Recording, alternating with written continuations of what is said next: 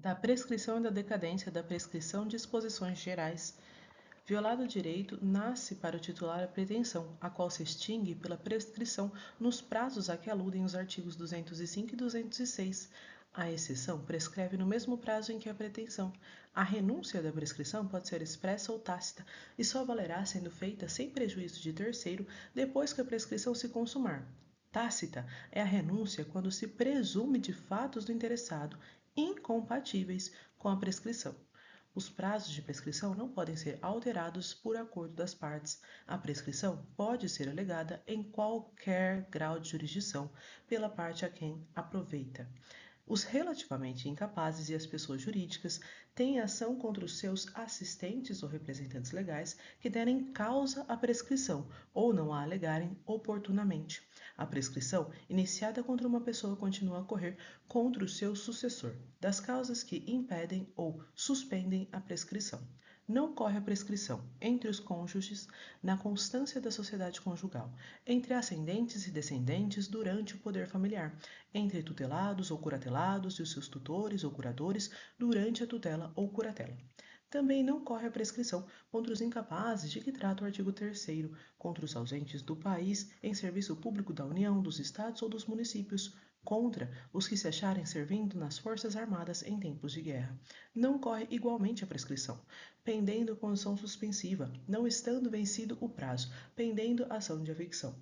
Quando a ação se originar de fato que deva ser apurado no juízo criminal, não correrá a prescrição antes da respectiva sentença definitiva.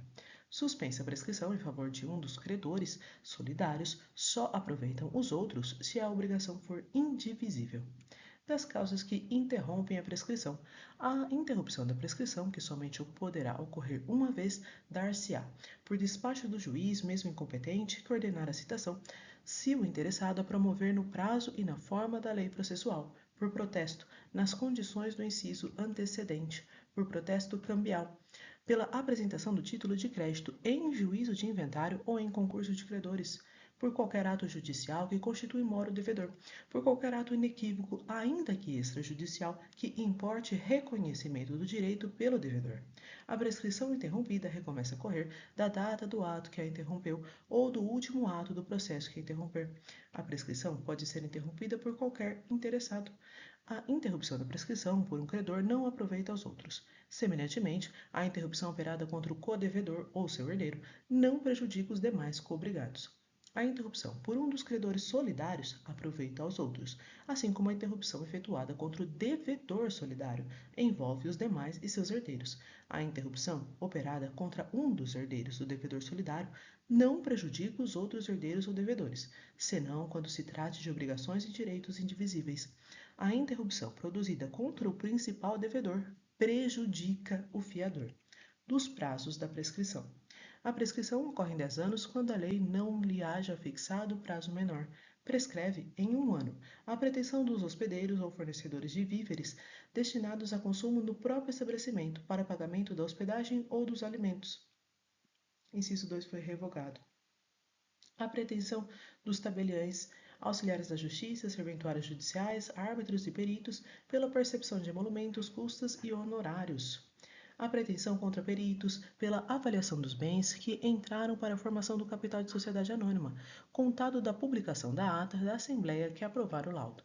A pretensão dos credores não pagos contra os sócios ou acionistas e os liquidantes, contado o prazo da publicação da ata de encerramento da liquidação da sociedade.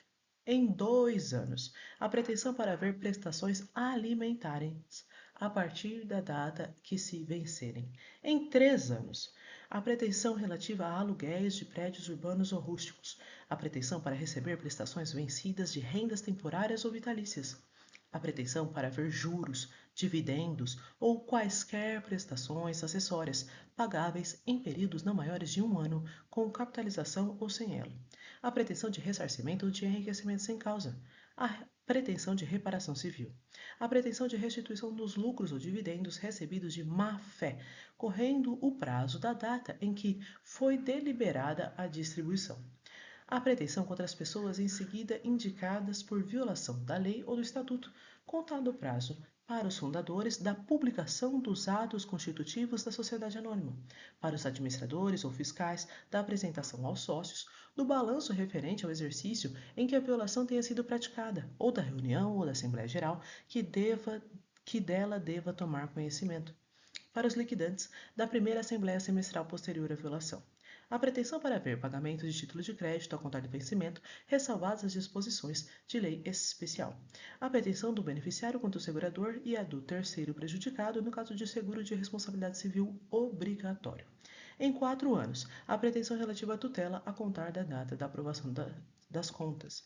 Em 5 anos, a pretensão de cobrança de dívidas líquidas constantes de instrumento público ou particular.